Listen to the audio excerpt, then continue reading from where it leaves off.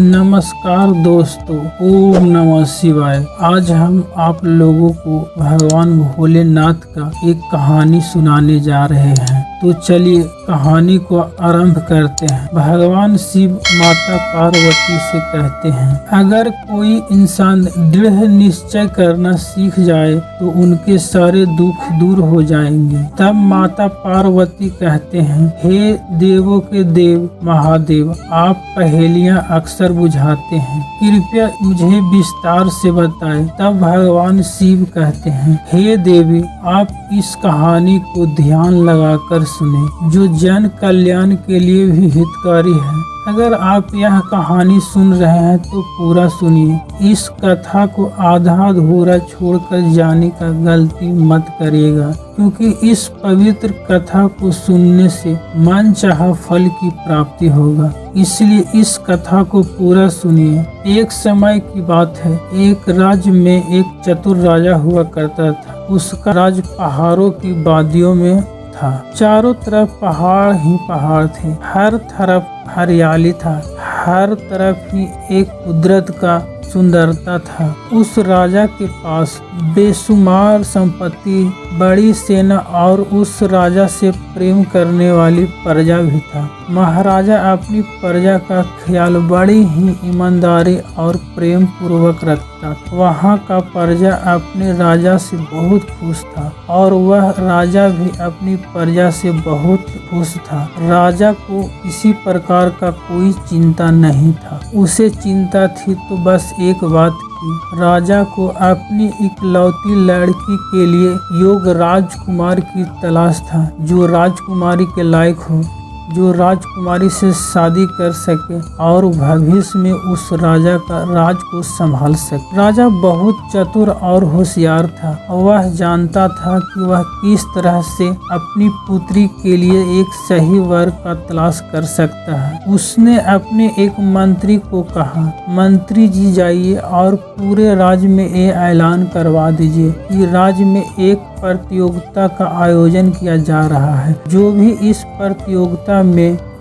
व्यक्ति इस प्रतियोगिता में जीतेगा, वही हमारी पुत्री से विवाह करेगा, वही हमारी पुत्री के लिए योग्य वर होगा, जो हमारी पुत्री से शादी करेगा और आगे चलकर भविष्य में इस राज्य का राजा बनेगा। राजा द्वारा की गई इस घोषणा को सुनकर हर एक युवक बहुत प्रसन्न हो। उनकी आंखों में एक अजीब चमक सी आ गई। हर कोई क्यों यही बात सोच रहा था कि अगर मैं इस प्रतियोगिता को जीत जाता हूँ तो वह सुंदर राजकुमारी मेरा होगा, मैं उससे विवाह कर पाऊंगा और यह राज्य मेरा होगा। प्रतियोगिता की क्या शर्तें थी और क्या नियम थी, किसी को यह पता नहीं था। ये सारी बातें गुप्त रखी गई थी। ये सारी बातें केवल राजा और उनके मंत्री को ही पता था। आखिरकार प्रतियोगिता में क्या होने वाला था। देखते ही देखते प्रतियोगिता का दिन नजदीक आ जाता है। सभी युवक प्रतियोगिता के दिन एक जगह इकट्ठा हो जाते हैं। तब उनसे राज के मंत्री ने कहा, जो भी नौजवान 100 किलो का कवच पहनकर 100 सीढ़ियां चढ़कर उस पहाड़ जो मंदिर है उसे वहां तक जाना होगा, और जो ऐसा करने में सक्षम हो पाएगा वही राजकुमारी से विवाह करेगा और वही आने वाले भविष्य में इस राज संभालेगा। यह सुनकर सभी युवक आपस में बातें करने लगे। कोई यह कह रहा था कि मुझे पहले से पता होता कि यह प्रतियोगिता इस प्रकार की है तो मैं पहले से ही तैयारी कर लेता और फिर मुझे कोई नहीं हरा सकता। तभी दूसरा युवक कहता, यह तो बहुत कठिन है, 1000 सीढ़ियां चढ़ना ये मजाक नहीं है, इसे पार करना, इसमें तो जान जाने का खतरा भी हो सकता। तभी तीसरा युवक कहता है,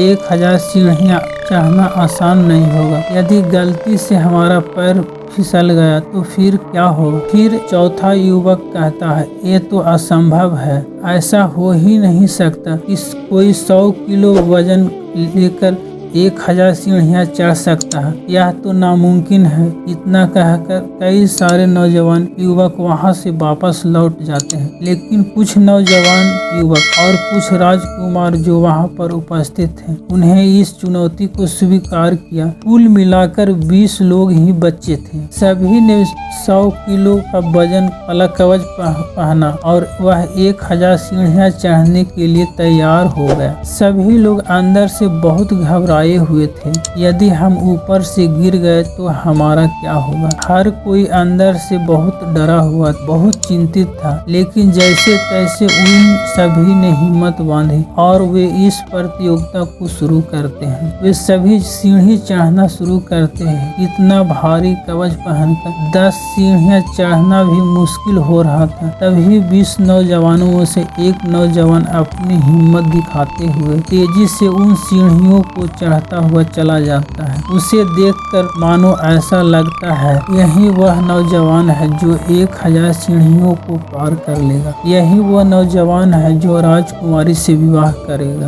देखते ही देखते वह 200 सीढ़ियां चढ़कर पार कर लेता है, जहाँ पर पहला पड़ाव आता है। इस पड़ाव पर एक छोटा हवादार कमरा बना हुआ था, जहाँ कोई भी विश्राम कर सकता। इसीलिए वह नौजवान 100 किलो वाला कवच उतार कर कुछ देर के लिए वहाँ विश्राम करता, थोड़ी सांस लेता है। लेकिन जब उसकी नजर ऊपर की ओर गई तो उसने देखा कि मंदिर तो कहीं नजर ही नहीं आ रहा है। यह देखकर वह बहुत घबरा गया। उसने सोचा केवल 200 सीढ़ियां चढ़ने के बाद पूरा बदन टूटा जा रहा है, मानो ऐसा लग रहा है किसी ने बहुत जोर से शरीर पर प्रहार किया। अब तो मेरी हिम्मत भी नहीं हो रही कि एक कवच पहनूं, आगे बढ़ो। तो मन ही मन में सोच रहा, आगे क्या होगा? और भी तो कई नौजवान होगा जो मुझसे कहीं बलवान होंगे, जो मुझसे कहीं ज्यादा शक्तिशाली होंगे, और वह सब बड़ी सुखवीर राजकुमार होंगे। क्या मैं उनसे जीत पाऊंगा?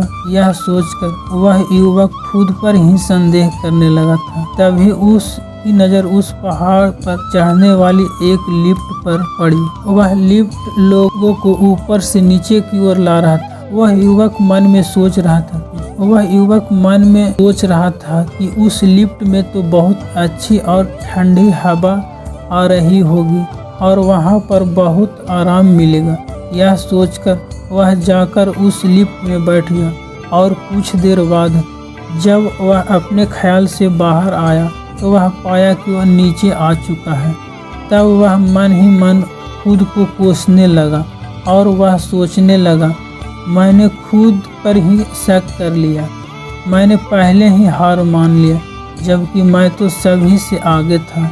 अभी तो सब बहुत पीछे थे और मैं तो करीब 200 सीढ़ियां भी चढ़ चुका था। अब युवक मन ही मन कोसने लगा। तभी उसने देखा कि कुछ और लोग भी उसी लिफ्ट के सहारे नीचे आ चुके हैं। यह सब देखकर उसे बहुत दुख हुआ और वे सब अपने घर की ओर लौट गए। लेकिन कुछ लोग अभी भी उस सीढ़ियों को चढ़ रहे थे। उनमें से एक युवक मन ही मन ख्यालों में डूबा हुआ था। वह यह सोच रहा था कि बस एक कदम और, मुझे तो बस एक कदम आगे बढ़ते जाना है और इस प्रतियोगिता को जीतना है, क्योंकि मैं यह प्रतियोगिता नहीं जीतूंगा तो कोई और जीत लेगा और कोई और राजकुमारी से विवाह कर लेगा और राज उसका हो जाएगा। इसलिए मुझे एक प्रतियोगिता जीतनी है। और इसी ख्यालों में वह डूबा हुआ था। जब वह प्रतियोगिता जीतेगा तो उसकी शादी राजकुमारी से हो जाएगी, जो इस नगर की सबसे सुंदर है, और इसके साथ भी उसे राज भी मिलेगा। वह युवक अपनी लालच की इन कल्पनाओं में डूबा था। तभी उनका ध्यान सीढ़ियों पर से हट गया और पैर फिसल गया। वह सीढ़ियों से फिसलता हुआ सीधा नीचे आ गया। जब वह नीचे पहुंचा तो यह एहसास हुआ कि उसे बहुत गंभीर चोट लगी है। राजा ने मंत्री को आदेश दिया कि तुरंत इनका इलाज करवाया जाए। मंत्री ने राजा की आज्ञा का पालन किया। उस युवक को तुरंत ही इलाज के लिए ले जाया गया, लेकिन कुछ लोग अब भी ऊपर की ओर बढ़ते जा रहे हैं। जब दूसरे पड़ाव पर पहुंचते हैं तो उनमें से एक व्यक्ति दूसरे व्यक्ति से कहता है, अरे भाई, तू तो इतना ताकतवर था, फिर भी उसका पैर फिसल गया और नीचे चला गया। पता नहीं उसे कितनी चोटें आई, पता नहीं उसकी कितनी हड्डियां टूटा होगा, आखिर इतना ऊपर से नीचे जाकर गिरा है। ये सोचकर वह व्यक्ति बहुत घबरा चुका था। वह मन ही मन डरने लगा था। वह यह सोच रहा था, ये प्रतियोगिता तो बहुत खतरनाक है, इसमें तो जान का भी खतरा हो सकता है, और अगर जान बचेगी तब तो हम राजकुमारी से शादी करेंगे। यह सोचकर वह तीनों व्यक्ति एक साथ नीचे आ जाते हैं। और जब ये लोग नीचे पहुंचते हैं तो उन्हें महसूस होने लगता है कि वह डर के कारण हार मान चुका था। उन्होंने अपना फैसला बदल लिया था, जिस कारण उन्हें अफसोस होने लगा और वह खुद को मन ही मन कोसने लगा, लेकिन दूसरों के सामने अपने आप को नीचा नहीं दिखाना चाहते थे। जब ये लोग नीचे पहुंचे तो उनके नीचे आने का कारण पूछा तो एक युवक ने बहाने बनाते हुए कहा, सीढ़ियों में बहुत ही फिसलन है, यदि हम गिर जाते तो हमारी हड्डियां टूट जाती और हो सकता है हम अपाहिज हो सकते। यदि हम अपाहिज हो जाएंगे तो राजकुमारी हमें छोड़ देगी, हमारी कभी शादी नहीं हो पाएगी, हमारा तो पूरा जीवन बर्बाद हो जाएगा। जो बाकी लड़के उस युवक के साथ वापस लौटे थे, उन्होंने भी कुछ ऐसा बहाना बताया, अपनी बातों को रख दिया। अब इस प्रतियोगिता में केवल 2 ही लोग बचे थे और वह दोनों लगातार पहाड़ पर चढ़ते जाते थे। जब दोनों युवा वह पहुँचे तो उन्हें यह एहसास हुआ, यहाँ का मौसम बहुत सुहाना है, हर तरफ शांति है, हर तरफ ठंडी हवा बह रही है, हर तरफ नज़ारा बहुत अच्छा है। इतनी ऊंचाई पर जो हमें आनंद मिल रहा है वह नीचे नहीं था। तभी दोनों ने मन ही मन महसूस किया, यदि हम इन ऊंचाइयों तक नहीं पहुँच पाते तो हम वर्तमान में इस पल का, इस समय का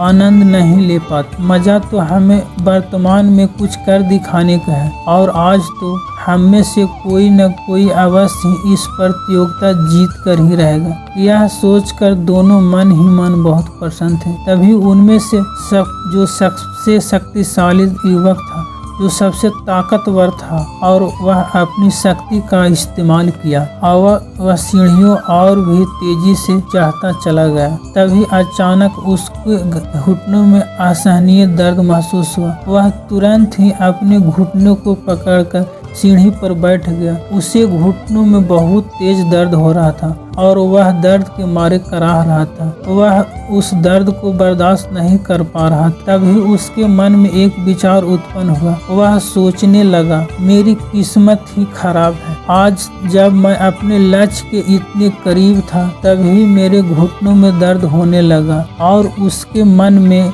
ऐसे कई प्रकार के प्रश्न उठने लगे। वह तुरंत ही यह भी सोचने लगा कि मैं तो एक साधारण सा युवक हूँ, जो राजकुमार यहाँ आएगा वे सभी तो वापस लौट जाएंगे। मैं तो इस नगर का छोटे से किसान का बेटा हूँ। यदि मैं इस प्रतियोगिता को जीत भी जाता हूँ तो क्या राजकुमारी मुझे पसंद करेगी? क्या वो मुझसे विवाह करना पसंद करेगा? यदि उन्होंने इनकार कर दिया तो मैं तो बेवकूफ़ बन जाऊंगा। मुझे लगता है मेरी किस्मत में राजकुमारी नहीं है। यह सोचकर वह युवक वहीं पर बैठा रह गया और दर्द से कराहता रह गया। तभी जो युवक पीछे रह गया था, बहुत ही साधारण सा, उससे आगे बढ़ गया। बार बार केवल उस मंदिर तरफ देखता रहा और अपना एक एक कदम आगे बढ़ाता रहा। वह दिखने में तो साधारण सा था, लेकिन उसकी तीव्र इच्छा शक्ति औरों से कहीं ज्यादा था। वह खुद को हौसला देता कि बस एक कदम और, बस एक कदम आगे। इस तरह से वह आगे की ओर बढ़ता जा रहा था। उसने खुद पर थोड़ा भी शक नहीं किया। उसके मन में तो राजकुमारी का ख्याल भी नहीं था और न ही राजपाट का लालसा था। वह तो इस प्रतियोगिता को जीतना चाहता था और अपने आप से बस यही कह रहा था, मुझे एक और कदम आगे बढ़ना है, मुझे एक कदम और आगे बढ़ाना है। इसी प्रकार एक एक कदम आगे बढ़ाता हुआ चला गया। यह सब देखकर सभी बड़े आश्चर्यचकित थे। आखिर का ये साधारण सा दिखने वाला व्यक्ति आखिर इतना शक्तिशाली कैसे हो सकता है। तभी वह दूसरे पड़ाव को पार कर गया और ऊपर जाने के लिए केवल 400 सीढ़ियां बची थी। उसने वहां पर कुछ देर विश्राम किया और फिर उसने आगे का सफर तय करना शुरू किया। जैसे ही वह आगे बढ़ने लगा, पहले सीढ़ी पर कदम रखते ही उससे अपना कवच हल्का महसूस होने लगा।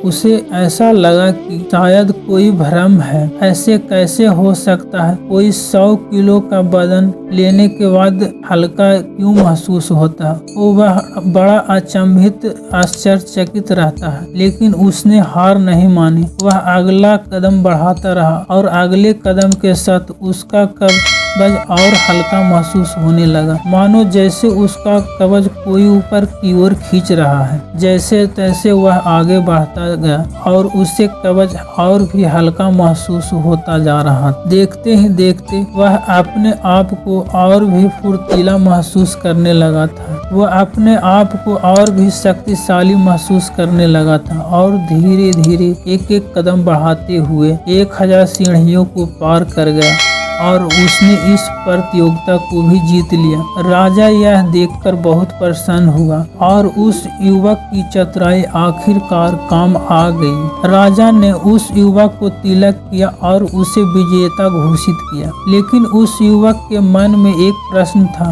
और वह यह था कि 400 सीढ़ियों के दौरान उसका 100 किलो वाला कवच इतना हल्का कैसे हो गया। वह किसी तरह से हिम्मत जुटाकर राजा से कहता, हे राजन, मेरे मन में एक प्रश्न है। यदि आपकी आज्ञा हो तो मैं इसका जवाब जानना चाहता हूँ। राजा ने कहा, तुम्हारे मन में क्या प्रश्न है? इस पर वह युवक कहता है, हे राजन, जब मैं शुरू से लेकर 400 सीढ़ियों तक चढ़ा तब मुझे यह कवच बहुत वजनदार लग रहा था। ऐसा लग रहा था कि मानो अपने इस कवच को 1 मिनट भी नहीं उठा पाऊंगा। लेकिन जैसे 400 सीढ़ियों के बाद अपना पहला कदम बढ़ाया, मुझे यह कवच हल्का महसूस होने लगा और जैसे जैसे मैं आगे बढ़ता गया, जैसे जैसे और सीढ़ियां चढ़ता गया, कवच और भी हल्का होता जा रहा था। इसके पीछे का क्या कारण है? तभी वह राजा कहता है, हमने 400 सीढ़ियों के बाद एक बड़ा सा चुंबक बना रखा था,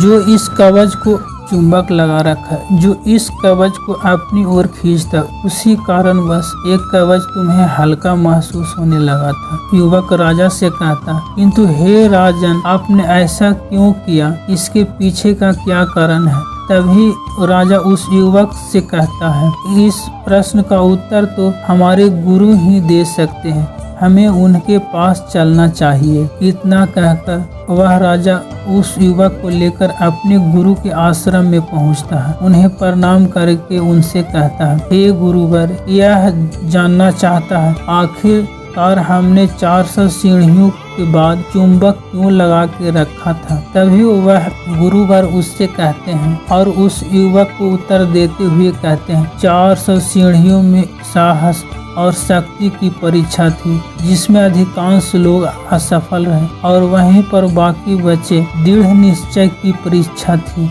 जिसमें तुम सफल हुए। क्योंकि एक व्यक्ति को सब कुछ सिखाया जा सकता है, अर्ज करने के लिए, समस्या से लड़ने के लिए, अच्छी रणनीति के लिए, एक वफादार मंत्री और सेनापति, लेकिन खुद पर विश्वास करना। वह गुरुवर मुस्कुराने लगते हैं और उस युवक को उत्तर देते हुए कहते, 400 सीढ़ियों में साहस और शक्ति का परीक्षा था, जिसमें अधिकांश लोग असफल रहे और वहीं पर बाकी बचे हुए। दृढ़ निश्चय की परीक्षा थी, जिसमें तुम सफल हुए। क्योंकि एक व्यक्ति को सब कुछ सिखाया जा सकता है, राज करने के लिए समझदारी, लड़ने के लिए अच्छी रणनीति, एक वफादार मंत्री और सेनापति भी दिया जा सकता है, लेकिन खुद पर विश्वास करना और स्वयं की योग्यता पर शक न करना, ये हमारी स्वयं ही सीखना पड़ता है। और जैसा कि राजा को ऐसे ही व्यक्ति की तलाश, जो दृढ़ निश्चय करना जानता हो, समस्या को देखकर जो कमजोर न पड़ता हो और जो दूसरों की शिकायत न करता हो, क्योंकि जो खुद पर शक नहीं करता है, ऐसे व्यक्ति अपने जीवन में कभी हार नहीं मानता। वह जीवन में सभी ऊंचाइयों की ओर बढ़ता चला जाता है। उसके सामने कैसा भी परिस्थिति क्यों न आ जाए, वह उन परिस्थितियों में डटकर सामना करता है और अपनी मंजिल को पाकर ही दम लेता है। हमारे जीवन में भी कुछ ऐसा ही परेशानियां और कठिन समय हमारे जीवन को हार मान लेते हैं और हम उन परिस्थितियों को धकेल देते हैं, जबकि हमें उन्हें डटकर लड़ना चाहिए, उनका सामना करना चाहिए और अपना दृढ़ निश्चय के साथ आगे बढ़ते रहना चाहिए, क्योंकि हमारे जीवन में आने वाली परेशानियां और कठिन समय भार चुंबक की समझदारी आपके अनुभव है और हम दृढ़ निश्चय करके अपने मन की सारी कमजोरियों सभी शंकाओं को त्याग कर तब हम शक करना बंद कर देते हैं, तब हम खुद को हल्का महसूस करने लगते हैं और अपने आप को सफलता के लिए आगे बढ़ने लगते हैं और धीरे धीरे हम सफलता को पा लेते हैं। तुमने यह तो जरूर सीख लिया होगा कि सब कुछ सीखा जा सकता है, लेकिन दृढ़ निश्चय करना हमें खुद के अनुभवों से ही सीखना पड़ता है, क्योंकि दृढ़ निश्चय ही वह हथियार है जिसे अपने जीवन में आने वाले सभी परिस्थितियों को डटकर सामना कर सकते हैं और अपने लक्ष्य को आगे की ओर बढ़ते जाते हैं और एक दिन अपने लक्ष्य को हासिल भी कर लेते हैं। इतना कहकर भगवान शिव इस कहानी को समाप्त करते हैं। इस वीडियो को बोलते समय कोई त्रुटि हो तो हमें क्षमा कर दीजिए। उम्मीद है आप सभी को ये वीडियो अच्छा लगा होगा। अगर आप शिव के सच्चे भक्त हैं तो चैनल को सब्सक्राइब और वीडियो को लाइक करके कमेंट में हर हर महादेव लिख दीजिए।